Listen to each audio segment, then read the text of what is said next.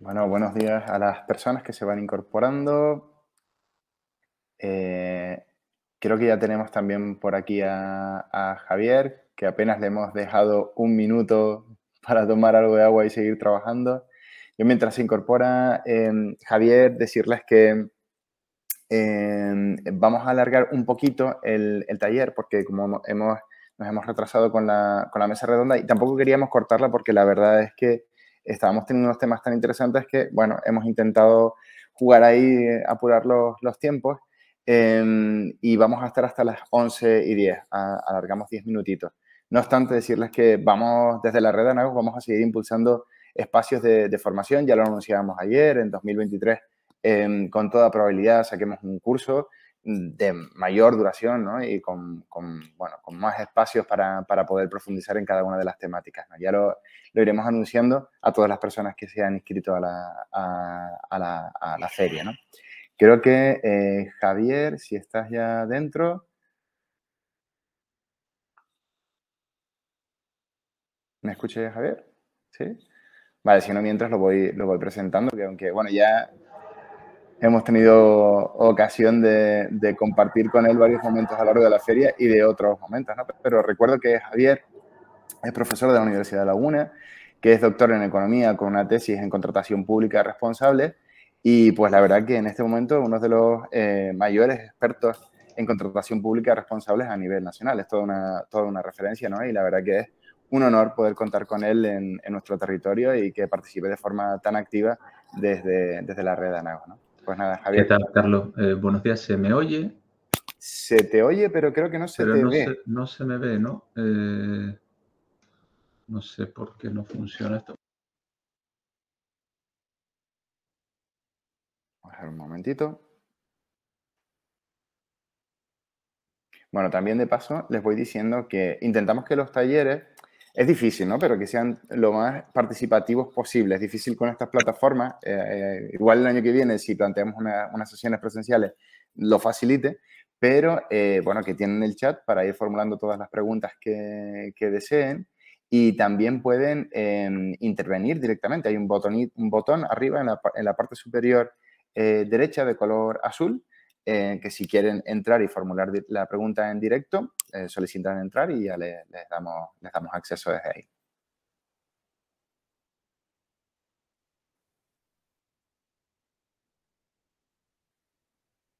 Vamos a ver si Javier consigue resolver. No, ahora mismo estás muteado, Javier. Y no sé si no tendrá que ver con que haya entrado como ponente y luego como tallerista. Vamos a intentar resolverlo.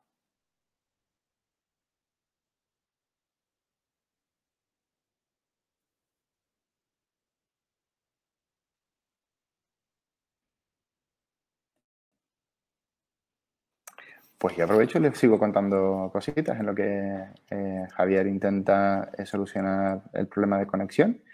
Antes les conté un poquito más en detalle las experiencias que vamos a tener en el bloque de experiencias de las administraciones públicas y les hablé menos del último bloque del día, que les decía que va a haber una parte de foro donde pueden hacer pues, preguntas, ¿no? Y hay algunas que nos han ido llegando a lo largo de estos días. Pero también vamos a presentar dos herramientas que son muy interesantes, ¿no? Que antes no lo conté. A ver si... A ver Creo si que ahora se me oye, se te oye, pero estamos con las mismas, Javi, que no te vemos. pero no, bueno, tampoco pasa nada, yo creo que Vale, lo único, no sé si vas a compartir pantalla, sí, quizá inténtalo. Mira, vale. la Ahora sí pantalla sí se, se ve, ¿vale? la pantalla se ve, bueno, pues también es Sí. no Venga, sé, pues yo no les por quito más algún tiempo, ¿vale? motivo Para que podamos... no se me ve, pero bueno. Venga, muy bien. Adelante, Javier. Bueno, pues muy buenos días a todas y a todos. Muchas gracias por estar en este taller avanzado de compra pública responsable. Como comentaba Carlos, pues la idea es ir un poquito más allá, ¿no? de la parte introductoria. Me voy a centrar sobre todo, bueno, intentaré que esto sea un taller participativo, ¿no? Para no estar yo pues 50 minutos aquí dando la chapa. Obviamente en una hora no vamos a resolver todos los problemas de la compra pública responsable que existen, pero sí podemos mostrar algunas de las cuestiones. Entonces, cuando yo estoy viendo el chat, si lo estoy viendo, cuando quiere intervenir, estupendo.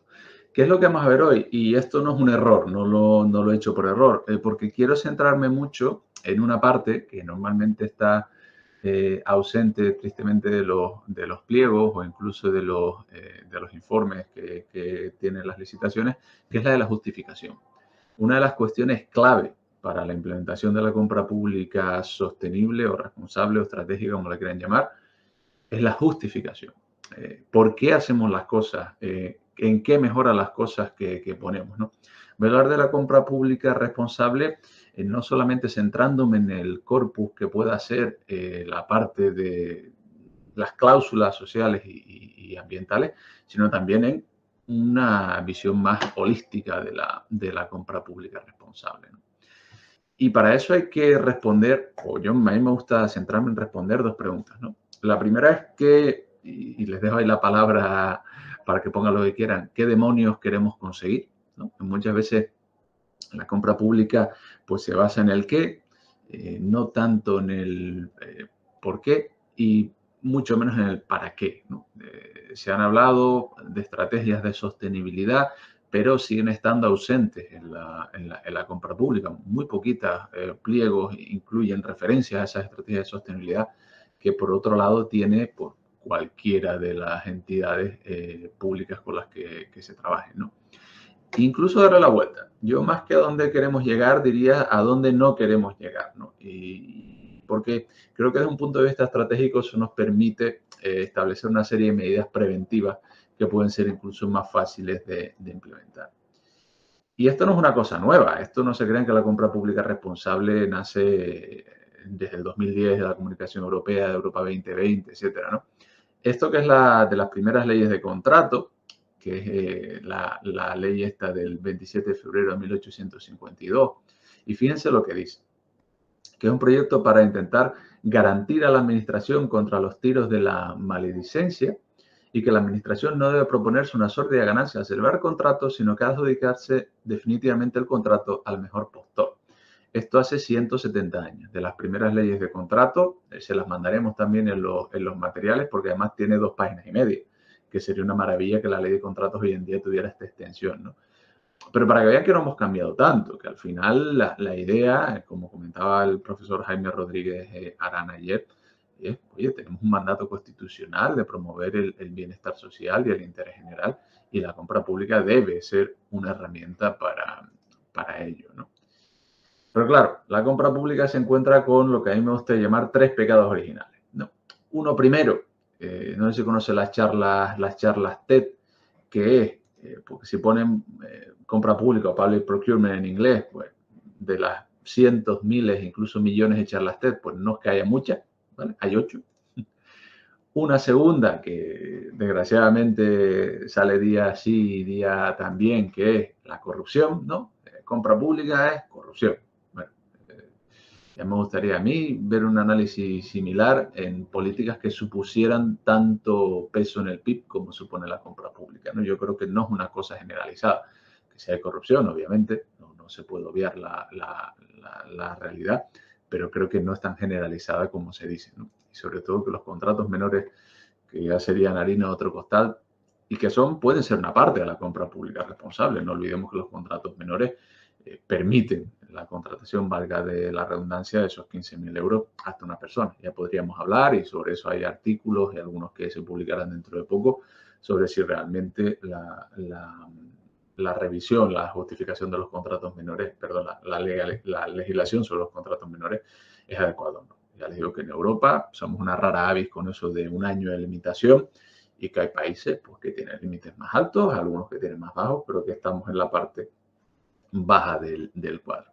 Y la tercera es esta. Esta es una foto real de 14 políticos para inaugurar una rotonda, ¿no? Ahora que se acercan épocas electorales, pues tenemos esa cuestión de, oye, lo que hacemos frente a lo que mostramos, ¿no? Y yo creo que aquí, en vez de esos 14 políticos, deberían estar las varios técnicos y técnicas que han hecho posible que se inaugure esta rotonda, ¿no? Yo creo que sería más interesante que no la parte política, que de ahí la crítica.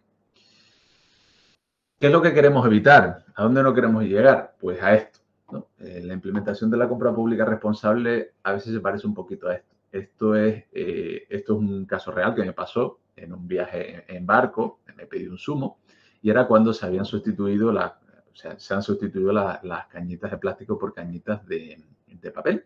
Pero claro, si solo se sustituye eso y no se sustituye el diseño, entiéndase la parte interna, la cuestión de cultura interna de la que hablaba ayer Lidia Perea, nos podemos encontrar con esto, ¿no? Era casi imposible para mí, y al final quedó la cañita la pobre así, romper el circulito este de metal que había para beberme el zumo, ¿no? Entonces muchas veces no nos podemos limitar simplemente a lanzar criterios sociales y ambientales como si no hubiera mañana, porque nos podemos encontrar con uno de los problemas que el profesor Ricard Calvo acaba de mencionar, el tema del control. La compra pública tiene una doble personalidad, que es hasta que adjudicamos bien, cuando ejecutamos ya el tema del control es un poquito, ¿no? Y sobre todo, evitar lo que a mí me gusta llamar el efecto Black Panther. ¿Qué es eso del efecto Black Panther? No sé si conoce la película Black Panther, que creo que ahora salió la segunda parte, de Wakanda Forever y ese tipo de cosas, y que es una celebración un poco de la cultura africana, ¿no? ¿Cuál es el problema de esto? Pues que si nos vamos a ver dónde se rodó Black Panther, pues pueden ver que pues, en Iguazú, en Estados Unidos, en Corea del Sur, etcétera. Es decir, no se acercaron a África ni con un palo, ¿no? Estuvieron muy a lo lejos de África. Entonces, claro, podemos tener muchas buenas intenciones, podemos promocionar, por ejemplo, con nuestras licitaciones lo local, etcétera, etcétera, pero podemos acabar pues con esas grandes empresas, ¿no? Y cargándonos el tejido productivo si no lo hacemos de manera adecuada, ¿no? Una cosa muy importante que hay que tener en cuenta en todo esto es la coordinación, ¿vale? Y aquí tenemos dos partes. ¿Qué piensa varias partes? La parte técnica, que muchas veces se limita a los pliegos técnicos cuando no debería ser así. ¿Qué piensa la parte administrativa? ¿Qué piensa la intervención? No sé si alguien aquí de intervención, pero creo que son los grandes olvidados y los grandes muchas veces vilipendiados, cuando creo que hay un problema de idioma, ¿no? de falta de comunicación. Y luego también que piensa la parte política, cuáles son las estrategias, qué es lo que quiere, a qué quiere llegar ese municipio, ese cabildo o esa comunidad, ¿no? En Canarias tenemos la Agenda 2030. Veremos si poquito a poco se va metiendo las licitaciones. Hay un trabajo que se hizo para el Cabildo de Tenerife, que lo hice yo con otros compañeros, donde lo que hicimos fue, para cada criterio social y ambiental, y está a su disposición gratuitamente, se nos pueden mandar los materiales. De hecho, yo creo que como les mandaremos la presentación, va a estar ahí también. Donde para cada criterio social y ambiental justificábamos su inclusión porque apoyaba una serie de estrategias que tenía el propio Cabildo de Tenerife. Tenemos las estrategias, tenemos el apoyo, tenemos en qué mejorar el contrato y al final eso es fundamental. Bueno, pues a modo de ejemplo de esta parte interesante, no lo podemos ver todo, ya lo digo, los talleres, yo creo que una de los aprendizajes para el año que viene será precisamente dar a lo mejor un poquito más de tiempo a estos talleres. Por ejemplo, en la parte del objeto del contrato, ¿no? ¿Qué queremos contratar? ¿Quién creen ustedes que debería participar? ¿La parte administrativa, la parte técnica o conjuntamente? Pueden escribir en el chat.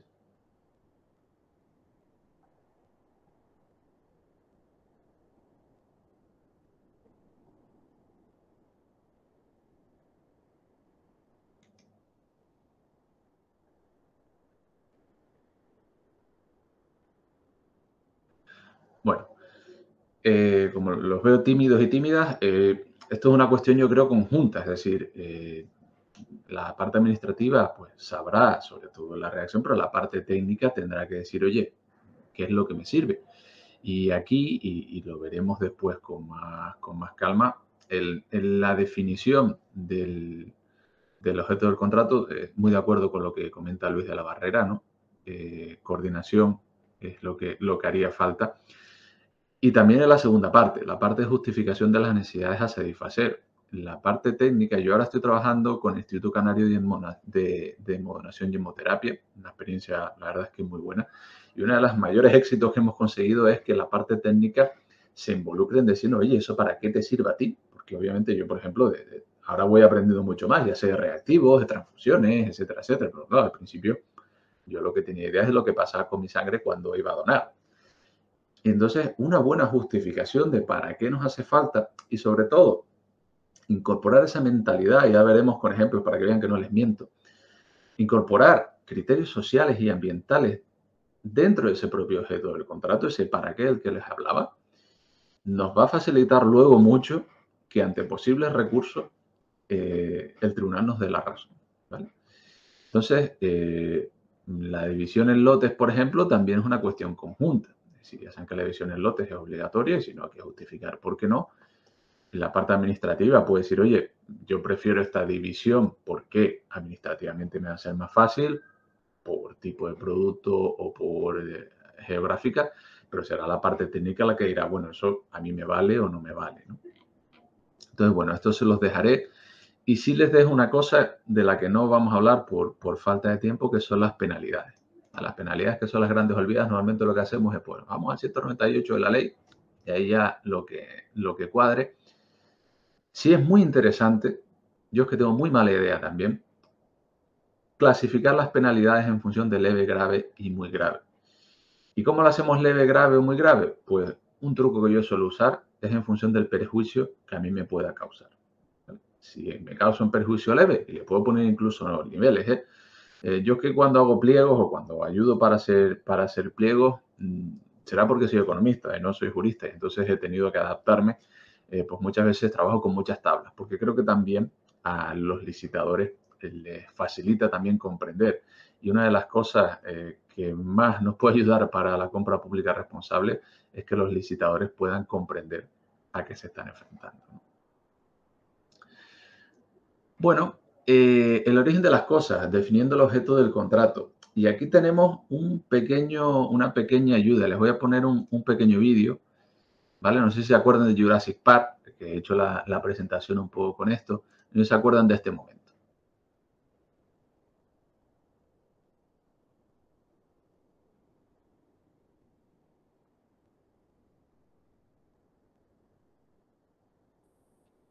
Bueno, este momento donde los velociraptores demuestran que han aprendido a abrir puertas, ¿no? Es un poco el papel que juega lo que se llama la discrecionalidad técnica. ¿Qué es eso de la discrecionalidad técnica? No lo voy a explicar mucho, pero básicamente es el superpoder, siguiendo con los superhéroes que tienen las administraciones públicas para decidir qué les hace falta, qué es lo que quieren comprar. Les pongo un ejemplo. Si yo les dijera que en una licitación se exigía que el plátano fuese de Canarias, ustedes me dirían, pero eso es un criterio de arraigo, eso no se puede hacer. Obviamente no, salvo que la licitación, como era el caso de la licitación del Cabildo de La Gomera, fuese para promover el plátano canario. Entonces, obviamente ahí sí. La discrecionalidad técnica es esa llave multiusos que nos sirve para justificar también qué es lo que queremos comprar. Y sobre todo, dónde no se va a meter el tribunal. Los tribunales tienen muy claro que ellos no se meten en cuestiones técnicas. Ellos se meten si legalmente es correcto, si está justificado, si no está justificado. Pero si a ti te hace falta un ordenador amarillo porque tienes un programa para prevenir el daltonismo, por decir una tontería, y lo justifica, el tribunal no te va a decir nada. El tribunal te va a decir, ¿está bien justificado o mal justificado? Para que vean que no les miento, esto es una resolución calentita del Tribunal de Gestión. Fíjense cómo el Ayuntamiento de Las Palmas de Gran Canaria definió el objeto del contrato. Servicio de gestión integral de edad, fomentando la inserción laboral de personas en situación de exclusión social, mejorando las condiciones salariales de esto.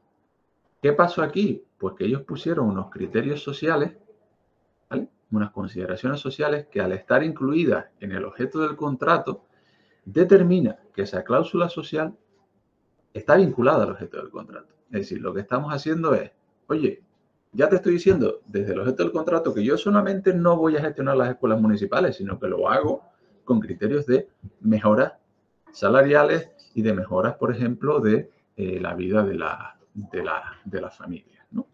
Bueno, pues eso es un ejemplo, eso son cosas que se han hecho. Hay varias resoluciones del Tribunal de Canarias que apoyan esta cuestión. Esta en concreto es muy buena, es la 272 creo que es, pero vamos, que estará ahí, que se la puedo mandar sin problema. ¿Y qué es lo que se ha hecho en otros lados?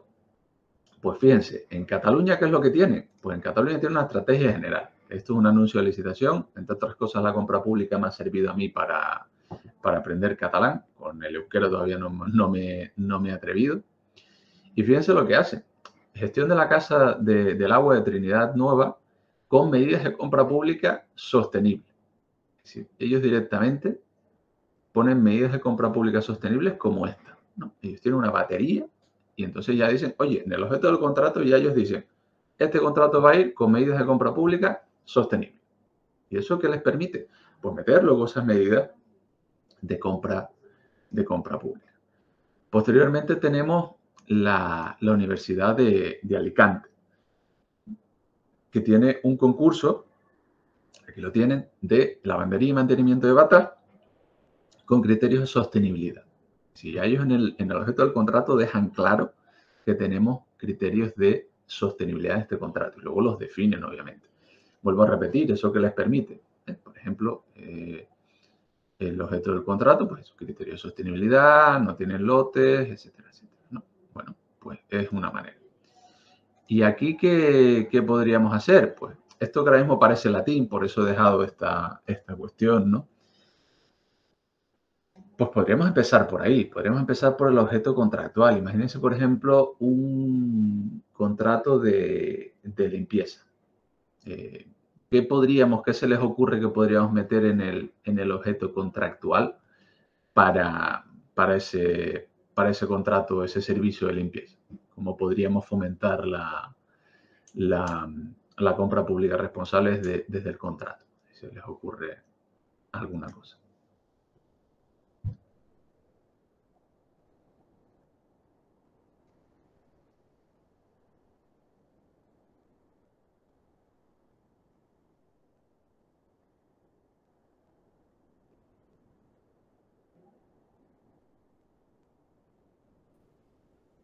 Javier, creo que estás muteado, no te estamos ¿Estoy escuchando. muteado? No, ahora se me oye, ¿no? Ah, vale, ahora sí, sí. No, lo que estaba callado porque estaba esperando la respuesta a la pregunta que hice. Vale, perdón. Vale, bueno, en lo que van escribiendo podemos decir algunos ejemplos, ¿no? Podríamos decir oye, el servicio de limpieza de los edificios de X con criterios con criterios ecológicos, ¿no? Y ahí ya podríamos meter todo el tema de productos, de limpieza ecológicos, etcétera. O para la inserción o para favorecer la inserción de colectivos en riesgo de exclusión. Ya ahí tendríamos un criterio de adjudicación o una condición especial de ejecución que también tienen que estar vinculadas, por ejemplo, para la medida, para meter a las personas de determinados colectivos, ¿no? Bueno, pues es simplemente pensar. En teoría esto no haría falta porque ya el 145.6 nos dice que si está vinculado con la naturaleza material y inmaterial del contrato debería hacer falta, pero visto las reacciones de algunos tribunales de contratación, bueno, pues es una cuestión que nos puede permitir, ¿no? Y eso, pues, nos lleva también a la parte de cuestiones que hay que tener en cuenta, ¿no? En primer lugar, lo que nos encontramos, lo que decía Gemma Martínez, de eso no se puede hacer, ¿no? Bueno, pues esto sí se puede hacer y si alguien necesita ejemplos para apoyarlos, pues ahí estará el Observatorio de Compra Pública Responsable que luego hablaremos, que les pueda apoyar también con ejemplos de pliegos, etcétera. Luego hay que trabajar mucho con la intervención, hay que encontrar un lenguaje común con la parte de intervención para decir, oye, fíjate que yo esto es lo que quiero, vamos a ver cómo te lo puedo poner para que tú lo aceptes. Y yo las experiencias que he tenido es que si se habla ese lenguaje común, si se involucra la intervención para explicarle por dónde vamos a ir, puede ser interesante, porque la intervención lo que va a mirar es si es legal. No se va a meter o no debería meterse en si los criterios son más o menos adecuados. No te va a decir, oye, pues el precio tiene un peso excesivo. Y si está dentro de la legalidad, no es problema la intervención. O lo que te va a decir es si el criterio está vinculado o no está vinculado. Y luego, por último, pues el gran T-Rex de la compra pública, que es la justificación, ¿no? Hay que justificarlo. Obviamente no hace falta una tesis doctoral para cada criterio, pero luego les pondré ejemplos de cosas que sí pueden ayudar.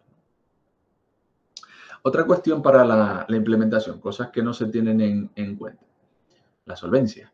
La solvencia son los grandes obstáculos para la entrada de las empresas en todo esto.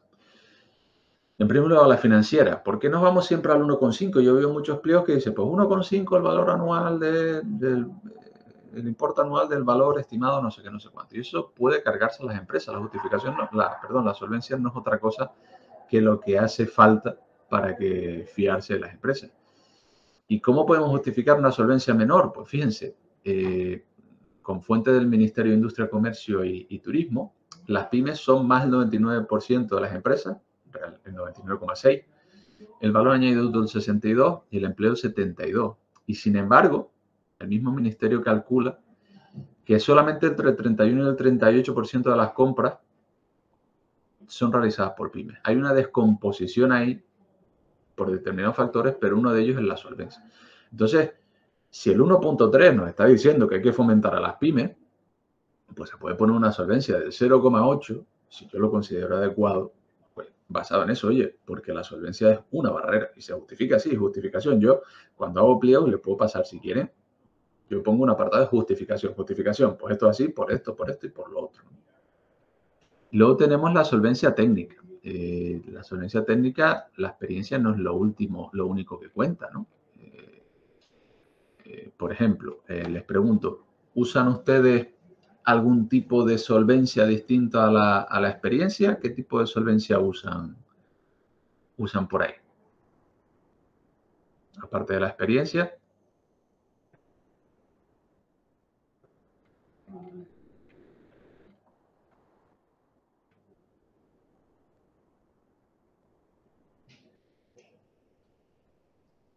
Por ejemplo, les he traído aquí, acorde a lo que está la ley, para contratos de servicio. Bueno, obviamente está la relación de servicios ejecutados, que nos puede restringir la entrada de las pymes, porque las pymes muchas veces eso de los certificados de buena ejecución, ya con que me pagues la factura tengo, ¿vale? Tendríamos también descripción de instalaciones técnicas, que puede ser interesante. Bueno, oye, ¿qué nos hace falta? Pues que tenga usted las instalaciones, que cuente usted con el material, etcétera. Eso tiene la pequeña desventaja de que hay que definirlo primero. Luego tendríamos cuestiones que yo no he visto nunca en mi vida, no creo que vea, lo de control sobre la capacidad de producción del empresario. Eso es muy complicado. Títulos académicos, para determinados servicios sí puede ser interesante, servicios de consultoría o servicios, determinados servicios que requieran una calificación. La medida de gestión medioambiental puede ser complicada. Si pedimos ISO, bueno, podemos dejar a las pymes fuera. Esta para mí es muy interesante, la declaración indicando la maquinaria, el material y el equipo técnico, ¿no? Es decir, oye, si usted tiene el material necesario y me lo demuestra o se compromete a escribirlo, perfecto, pues tiene usted el compromiso futuro, ¿no?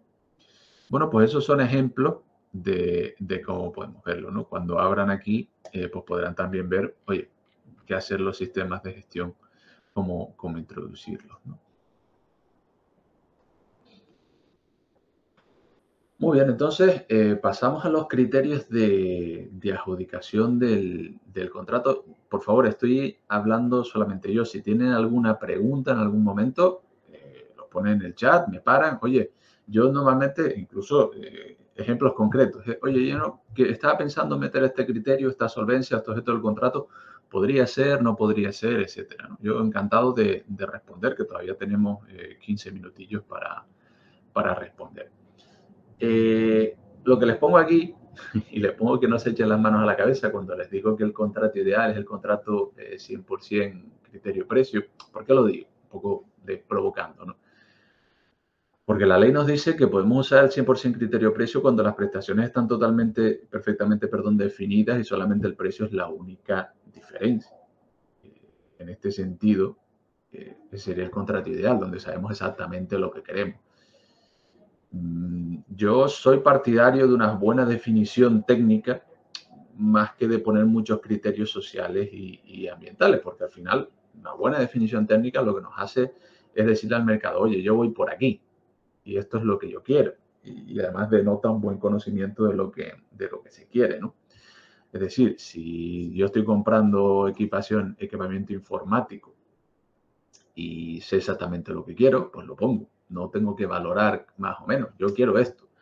Y más allá, bueno, pues podré valorar sobre las prestaciones técnicas que ya tengo definidas, pero no le voy a decir al mercado, a ver qué es lo que tiene. Si no, yo quiero esto, si me lo ofreces, estupendo. Recuerden que la libre competencia en compra pública no significa que todas las empresas tengan que poder participar, sino que todas las empresas que tengan lo que yo quiero puedan participar, ¿no?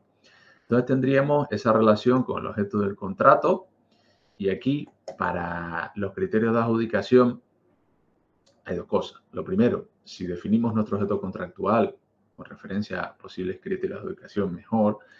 Y la validez de un criterio de adjudicación, ya hay una resolución del Tribunal de Andalucía, creo que era, que es muy buena, que dice que para que un criterio de adjudicación sea válido, tiene que mejorar el contrato. Entonces habrá que justificar en qué mejora el contrato, qué mejora ese objeto contractual.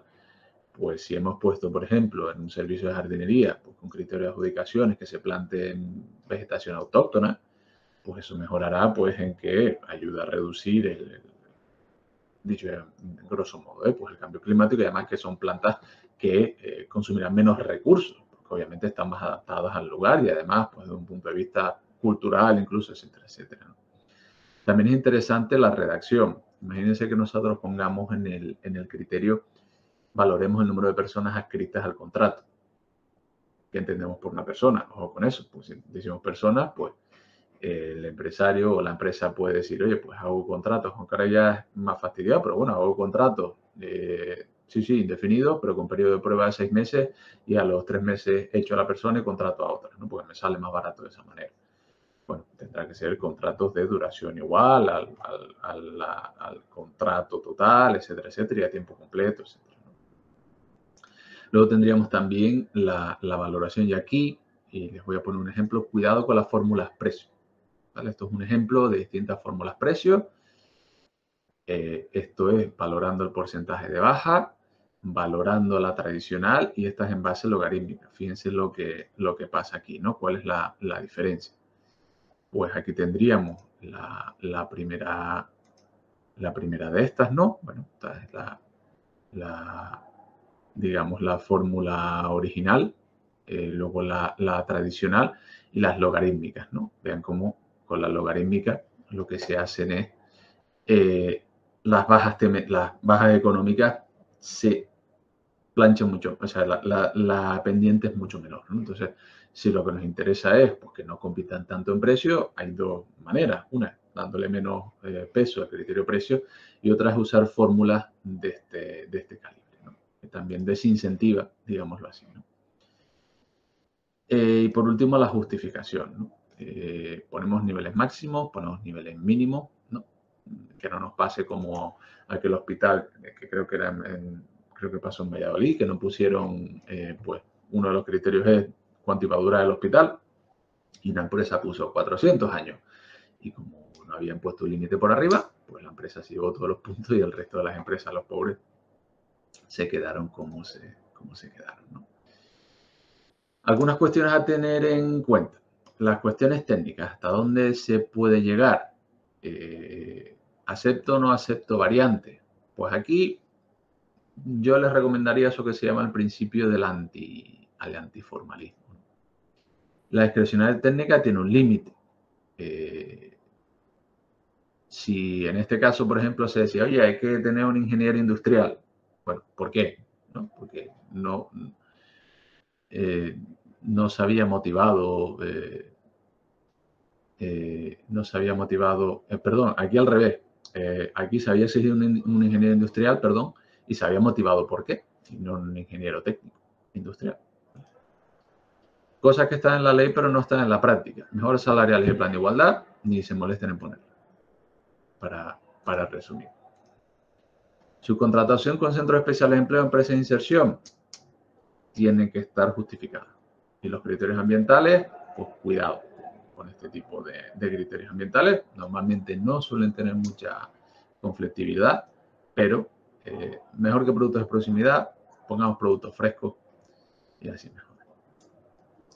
Los criterios de juicio de valor son criterios que normalmente se dejan un poco a la buena de Dios. Y aquí, y nos llevaría mucho más tiempo, una de las cuestiones es la homogeneización.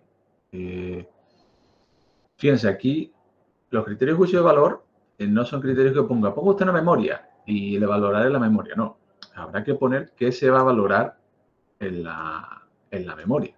Es decir, aquí tendremos los elementos de valoración. Aquí les he puesto un ejemplo para un plan de obras. Aquí tengo 20 para el plan de obras y dentro de eso voy a valorar esto. Para las medidas ambientales voy a valorar esto. En la comunicación con el hospital voy a valorar esto. Vale, me preguntan la subcontratación y los centros especiales de empleo. Lo veo Javier, perdona, ¿podrías ampliar un poquito la pantalla? Porque no se ve muy bien. Sí.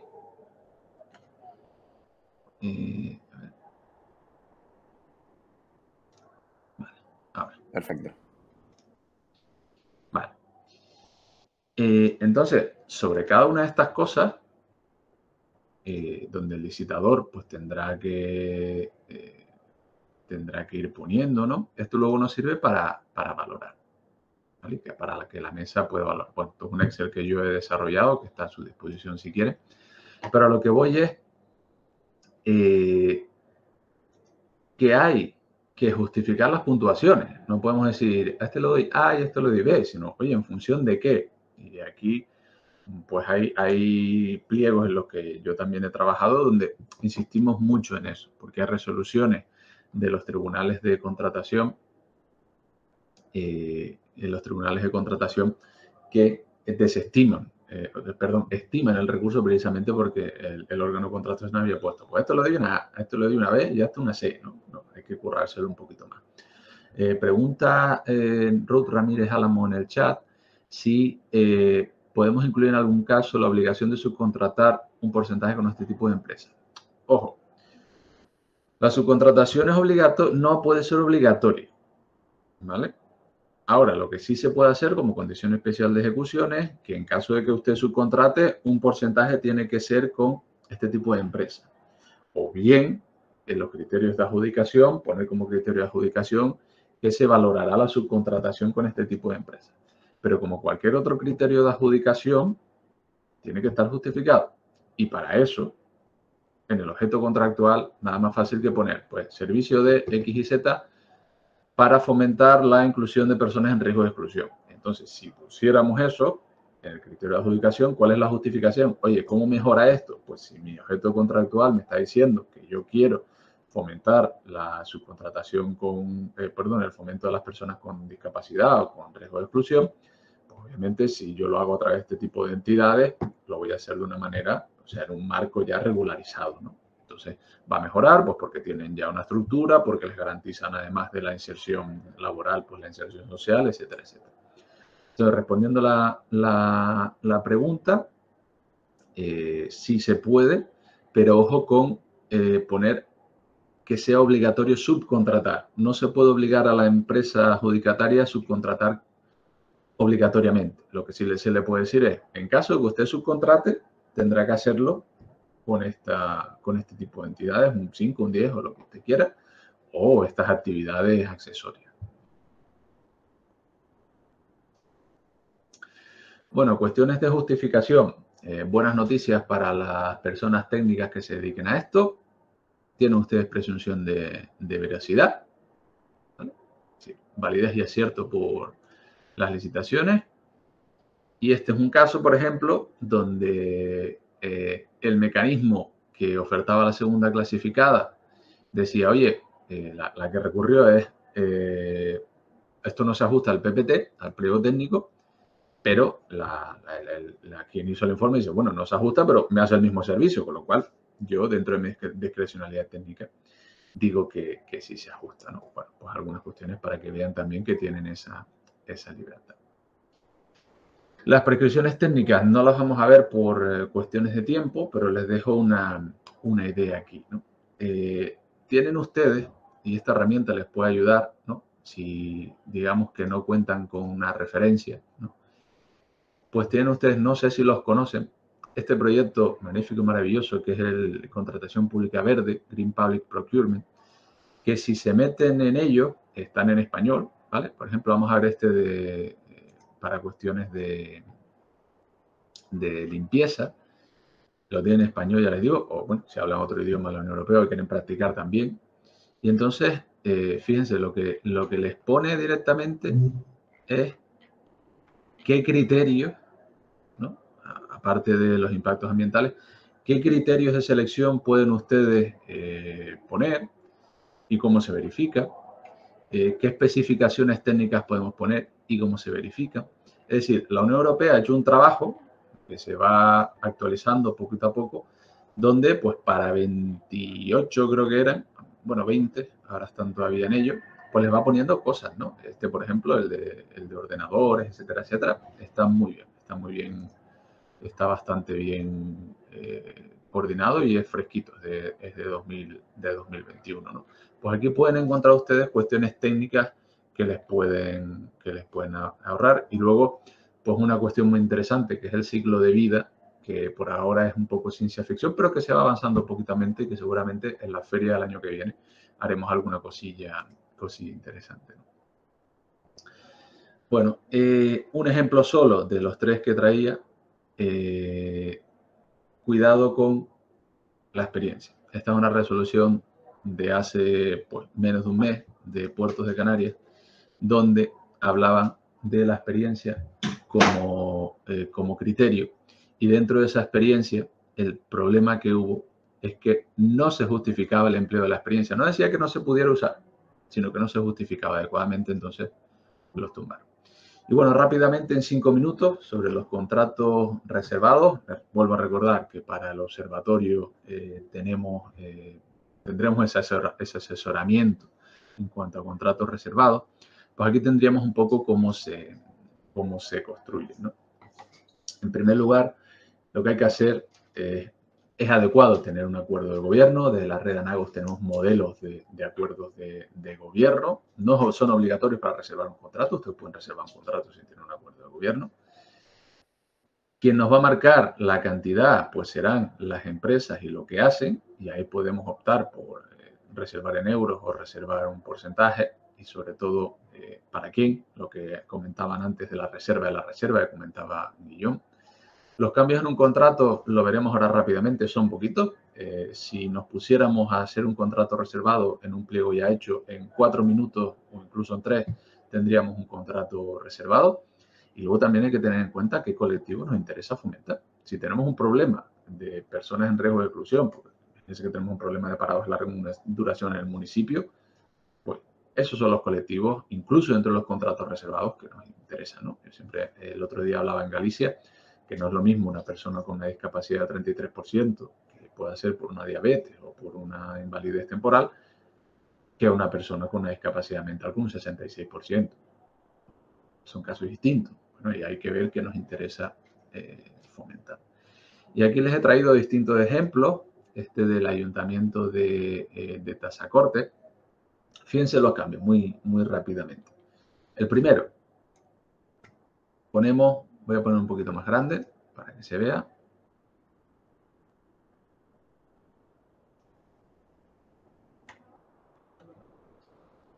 La reserva. El segundo, en el objeto contractual, decimos por qué. El tercero, esto el presupuesto de licitación es totalmente igual.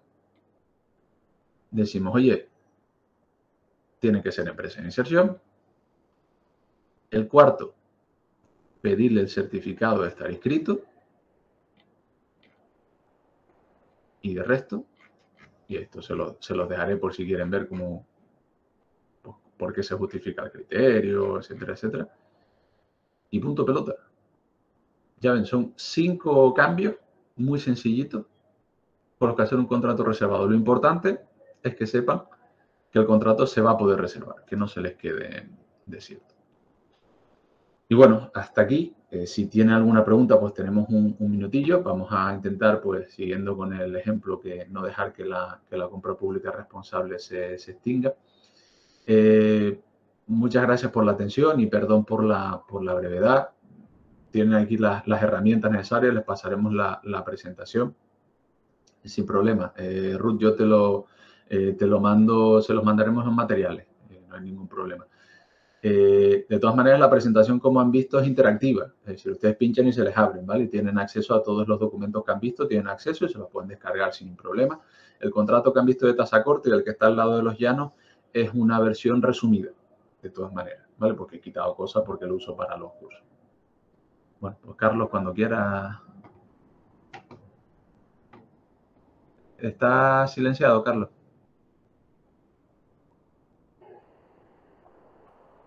Pues sigo silenciado, ¿sí? No, ahora ya se te oye. Vale, vale. Pues sí que muchas gracias, Javier, y que sí que efectivamente todos los materiales que hemos ido exponiendo a lo largo de la feria, prepararemos un correo con todos, además de las grabaciones, que ya parte de ellas están colgadas en la página web del evento. Y si no se nos queda alguna cosa, pues nos escriben y la hacemos llegar sin problema. Bueno, gracias, Javier, porque te robamos estos 10 minutitos de más. Los hemos robado también del descanso, con lo cual tenemos 10 minutos para descansar y a las 20 volvemos al escenario principal para seguir conociendo experiencias de otras administraciones en materia de compra pública responsable. Y nada, pues muchas gracias a todas por asistir a este taller. Muchas gracias, hasta luego. Chao.